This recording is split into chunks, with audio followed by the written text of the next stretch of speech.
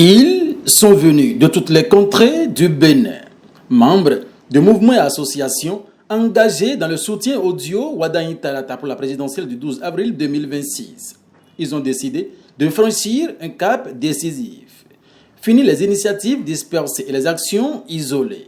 Place désormais à l'unité et à la synergie. Réunis autour d'un idéal commun, ils ont officialisé la création d'un grand regroupement baptisé Plateforme Unifiée des mouvements soutenant la candidature du duo Wadagne Talata avec pour ambition de fédérer les énergies et parler d'une seule voix. L'idée est que nous n'allons pas à ces élections en rang dispersé. Il faut par région qu'il y ait des plateformes de rassemblement de ces mouvements afin que les énergies aillent dans le même sens. C'est essentiellement l'initiative de ce jour. Cette rencontre, c'est une rencontre vraiment qu'il fallait réellement le faire parce que les mouvements se perdaient beaucoup. Et là, maintenant, on est en train d'unifier les forces. Et comme ça, dans les communes, nous allons nous réorganiser afin que le travail vraiment soit fait convenablement. Chez nous, tous les Béninois doivent dire première Wadagne 2026, pas sans moi. Pas sans moi, c'est aller à la conquête des électeurs, c'est aller à la conquête des élèves, des étudiants, des artisans et qui sont des primo-votants. Parce que l'exercice que nous avons commencé sur le terrain, dans les universités, dans les écoles, montre que les gens ne savent pas qui sont sur la liste électorale. Et si les gens ne savent pas qui sont sur la liste électorale, il y a manque de sensibilisation. Donc ce que les partis politiques n'arrivent pas à faire, à descendre dans ces centres, il faudrait que les mouvements puissent les aider et aider la direction nationale de campagne pour pouvoir évoluer. Et cette séance est une séance de travail où les organisateurs ont voulu quand même fédérer les mouvements pour essayer de conjuguer les forces pour mieux impacter sur le terrain. Pour El Hadj Gafari Malehossou, président de l'association des fidèles croyants, amis de Romuald Wadagne et Talata, cette rencontre sonne comme un véritable soulagement. Depuis l'installation du comité national de campagne, nombre de mouvements et associations pourtant engagés dès les premières heures se retrouvaient dans une posture pour le moins inconfortable, entre attentes silencieuses, interrogations stratégiques et incertitudes sur leur rôle exact.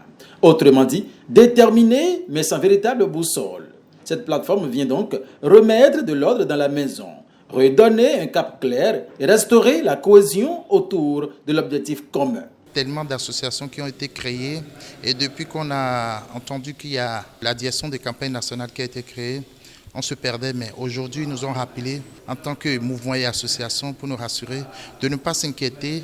Ils ne nous demandent pas aujourd'hui de fédérer un parti politique, mais ensemble, on trouvera des solutions pour que le soir du 12 avril 2026, qu'on ait une forte participation des électeurs. Poursuivant son intervention, Gafari Malehossou a insisté sur l'essentiel. Dépasser les susceptibilités et les calculs secondaires pour se concentrer sur la mission prioritaire. Celle d'œuvrer à un fort taux de participation dès le premier tour.